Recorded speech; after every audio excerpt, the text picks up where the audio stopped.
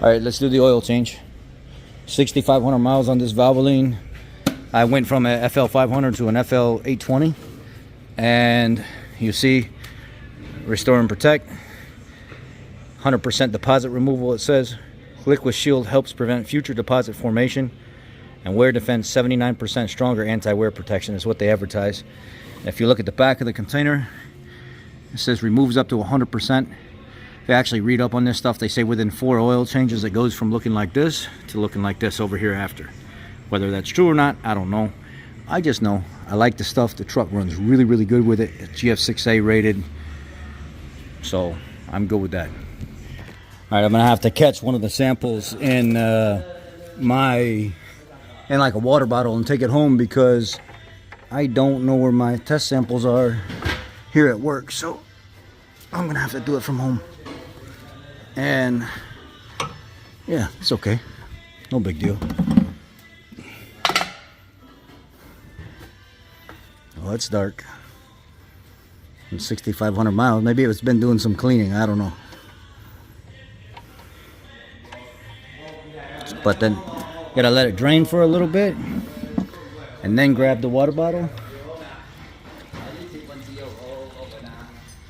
Get enough for a sample. Let it finish draining. Alright, I pulled the old filter out of it. You see I got an FL820 that came out of it, and I put an FL820 back in.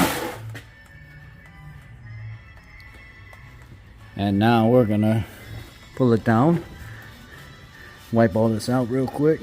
I already sprayed a bunch of brake clean down in there. This is where I fluid filmed the frame. No rust, no nothing up here in Chicago with that fluid film.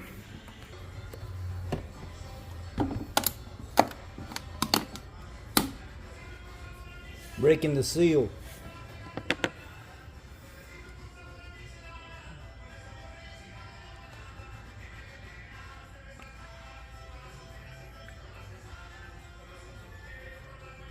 I got a funnel down here underneath it, by the way, just so you guys aren't guessing. Yes, there is a funnel there.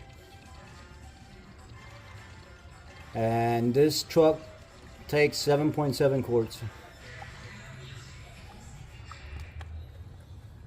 So 1 jug and then a little bit over half of another jug. So there's one. Now let's do another one.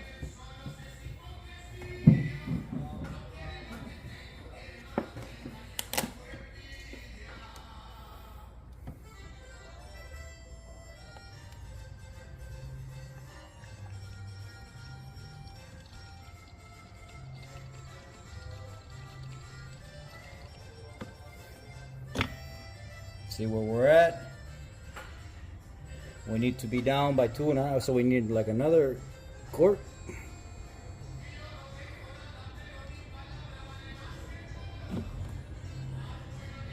About another 3/4 of a quart.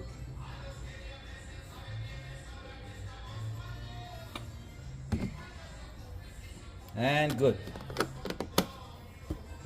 I thought it'd be pretty interesting to pull the catch can. In the last month and a half, I've got about halfway full. So I'd like to actually send off an oil sample straight from the catch can versus what comes out of the oil pan, and let's do a comparison. I've never seen anybody do that. So here we go.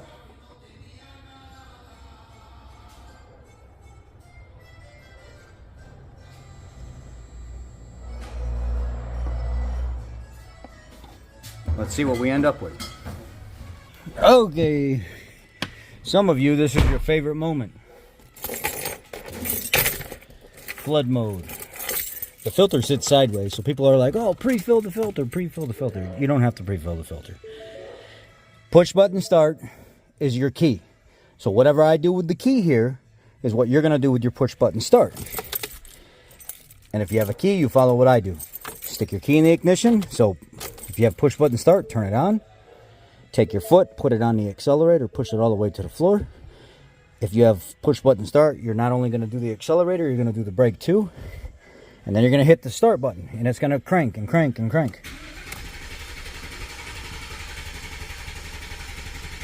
Like right now, it's cranking over. Okay, I did one crank. And now, that was the prime for the filter. Now I'm going to start it normal. I get my oil pressure a lot faster that way. Now shut the truck off and go outside and check and make sure we're full. And if we're not, top it off. Before we get out of the truck, we can do something while we're inside. I almost forgot. Let's go into our settings. Settings are going to be in a different place depending on what model truck you have. Let's go to our settings. Let's go to advanced settings. Vehicle. No, it's not vehicle. Where the fuck? Display mode? Hold OK to reset oil life right there. Got it. 100%. And we are